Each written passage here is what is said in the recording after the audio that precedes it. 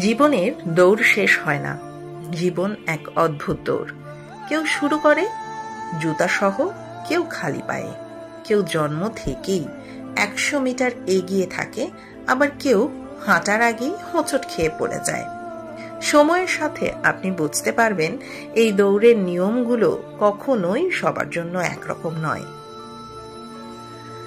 আপনি হয়তো দেখবেন কেউ সহজেই সব শিখে নেয়, পরীক্ষার আগের রাতে কয়েক ঘন্টা পড়েই অসাধারণ ফলাফল করে, আর আপনি দিনের পর দিন খেটে গেলেও কাঙ্ক্ষিত রেজাল্ট পাচ্ছেন না।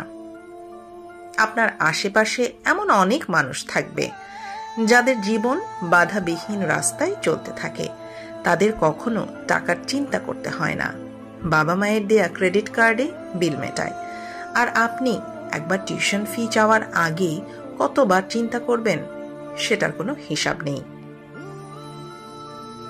জীবনের এই খেলা কেউ একদিনেই জিতে যায়, আর কেউ বছরের পর বছর খেলা করেও বোর্ডে নাম লিখাতে পারে না। কেউ একটা স্টার্ট আপ শুরু করেই সাফল্যের চূড়ায় পৌঁছে যায়, আর কেউ 10টা উদ্যোগ নিয়ে ব্যর্থ হয়ে লোনের বোঝা টানতে টানতে হারিয়ে যায়। কখনো এমন হবে আপনি দেখবেন আপনার চেয়ে কম দক্ষ, কম পরিশ্রমী কেউ আপনার স্বপ্নের চাকরিটা পেয়ে গেছে।